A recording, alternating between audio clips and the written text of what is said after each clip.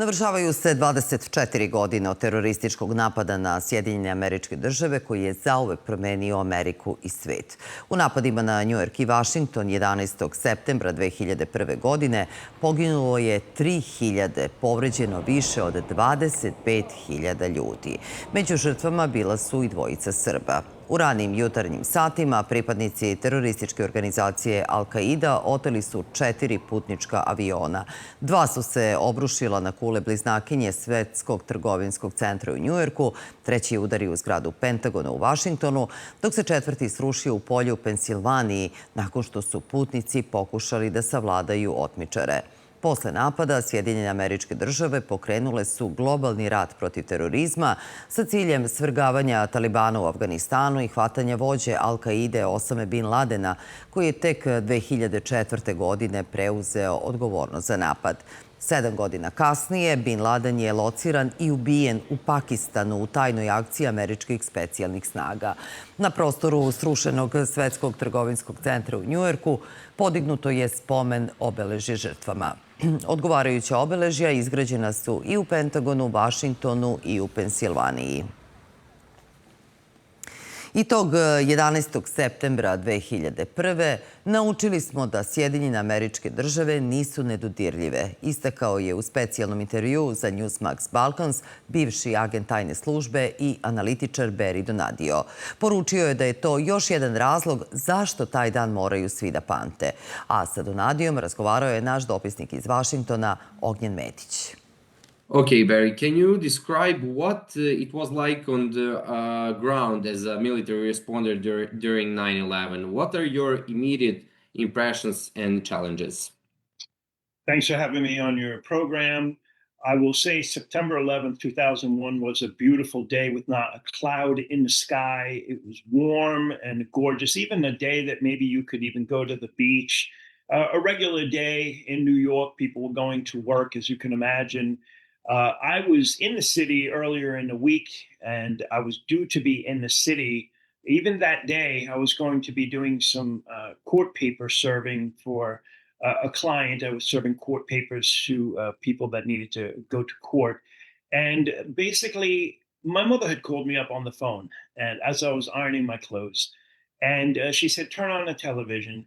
And lo and behold, I turned it on, and there was a big, giant hole in one of the Trade Center buildings. And first thing I said to myself is, like many Americans, this is one terrible accident. But at that time also, I was in the military. I was part of the United States Air Force Security Police. And one side of me said, this could be terrorism. But like so many Americans, we wanted to hold that off to the side. And we wanted to believe at those first moments that this was just a terrible accident and maybe a pilot that made a mistake. I know that way back many years ago, an old airplane hit the Empire State Building, and that still stood, obviously didn't fall, and that went into my mind as well. As only moments went by, and it really undid live, the second plane hit the tower. And what I was doing, because I was also a former firefighter and a former emergency medical technician, when that first plane hit the tower, I was going to go down to ground zero, down to the Trade Center and help, because I knew they were going to need help.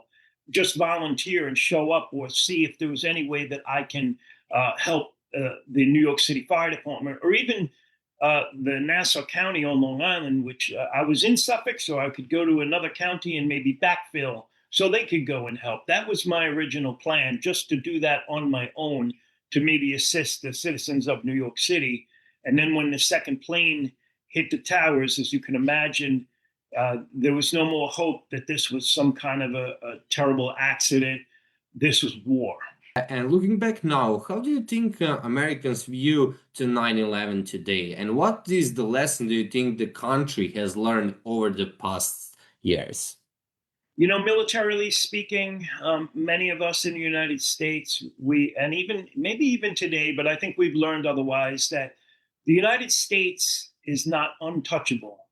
That is what our enemy taught us on that day. And it's something that we need to remember, that Yes, we're separated by oceans, and yes, we have a great military. But if we do not prepare ourselves correctly for defense and keep our military the best in the world, the United States too can suffer another attack if we are not vigilant.